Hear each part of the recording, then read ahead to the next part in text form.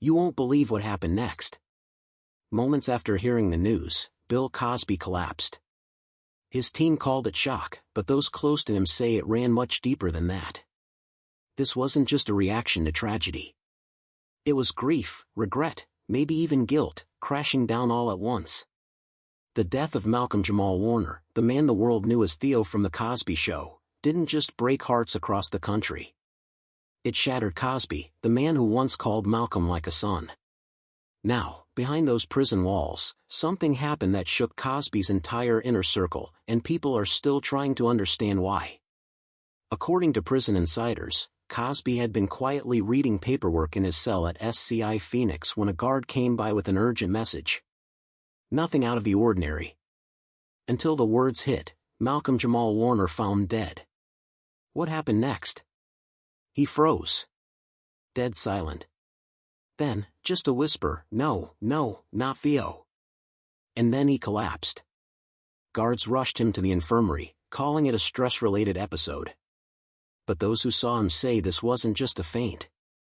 It was like watching a man crack open, emotionally, physically, maybe even spiritually. This wasn't just shock. This was heartbreak. Because for Cosby, this loss was personal. Painfully personal. Let's rewind for a second. Back in 1984, when The Cosby Show first aired, the bond between Cosby and Malcolm was instant. On screen, they were father and son. Off screen? It was even more intense. Cosby didn't just mentor Malcolm, he practically adopted him emotionally. Malcolm was 14. Smart, curious, and full of raw talent. Cosby? Already a titan in the industry. And he saw something in that kid. He protected him. Taught him. Even rewrote scenes to give Theo more time on screen. That connection ran deep. But fame isn't easy. And as Malcolm grew up, their bond changed. Malcolm became a force of his own, actor, director, musician. He dated high-profile women like Regina King and carefully built a life outside of the shadow of Cosby. Then, the allegations against Cosby exploded. The world turned on him overnight. Cast members spoke out, some defending, some denouncing. But Malcolm? He said almost nothing. Just silence. And that silence haunted Cosby. Deeply. While others bashed him, Malcolm didn't throw stones. But he didn't offer support either. Instead, he dodged interviews, saying things like, "It's complicated." For Cosby, that silence spoke louder than any headline ever could. One of Cosby's friends once said, he used to say, "I taught him everything, why won't he pick up the phone?" Now imagine that heartbreak, sitting with you day after day, and then learning that the person you still saw as a son, is gone forever.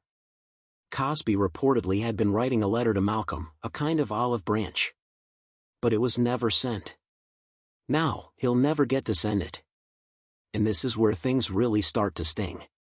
Just weeks before his death, Malcolm had been pulling away. Quietly stepping back from projects, ignoring calls, going off-grid. Friends say he seemed distant. Sad. Tired. Then came the shocking news, he was found face down in shallow water near a private estate in Southern California. Authorities initially said it was a drowning.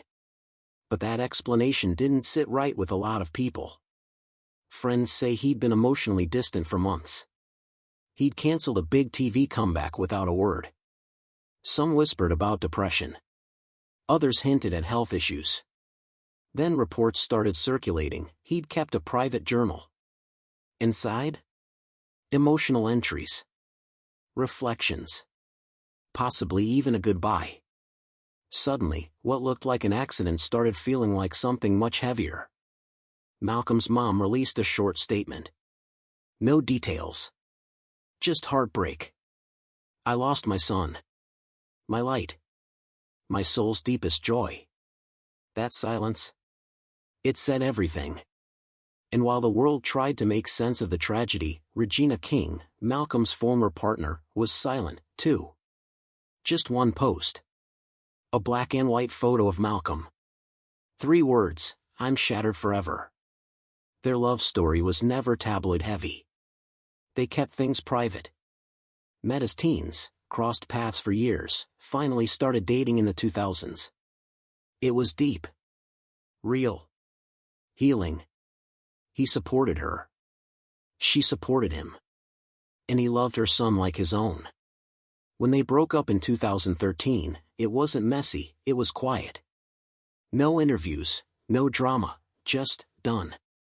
But those close to Malcolm say he never fully moved on.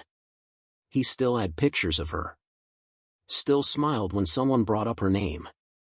And that's why, when she heard the news, Regina reportedly collapsed. This wasn't just an ex passing. This was losing a soulmate. Someone she'd once built a future with. And after already losing her son to suicide just a few years earlier, this was too much. Friends say she hasn't been the same since. She's grieving. Writing. Praying. But she's not ready to talk. Not yet. Even more gut-wrenching? There are rumors Malcolm left behind a letter. A real, handwritten one. Found near his things. And it allegedly said, "If I leave this world tomorrow, know that I loved hard. Maybe too hard. Tell Regina, I'm sorry for all the silence. She deserved more." Always. Fans believe it. And honestly, whether it's real or not, it feels real. Because this whole story is soaked in silence, missed chances, and unsaid goodbyes. When the rest of the Cosby Show cast heard the news, the reactions poured in. Felicia Rashad called him my son, on and off screen.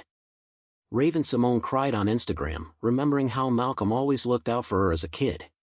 Tempest Bledsoe shared a photo from their final season together, writing, "We laughed until we cried that day. Now I'm crying for real." Even Cosby, who's kept mostly silent in recent years, released a statement through his legal team, "Malcolm was my son. I raised him on screen. I watched him become a man. This loss is beyond words." That's how deep this cut. Other stars, Debbie Allen, Denzel Washington, Zendaya, joined the chorus of tributes. Because Malcolm wasn't just Theo. He was the blueprint. A young, black man on TV who showed intelligence, heart, humor, and love, without being a stereotype. He made people feel seen. And now, he's gone. There's still no official cause of death. Toxicology reports are pending. Some think it was a tragic accident.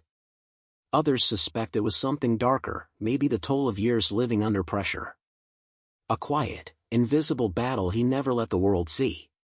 One of his close friends said it best, being Theo meant always being perfect. Being lovable but not flawed. That kind of pressure can eat you alive. And that's what makes this so hard. Because we've seen this before.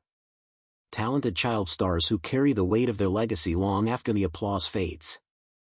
And for Malcolm, the pressure never really let up. He gave the world so much light, but maybe he didn't leave enough for himself. So, let this be a reminder.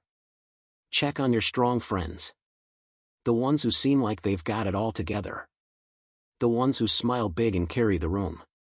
Because sometimes, behind that smile, there's pain. Deep, heavy, silent pain.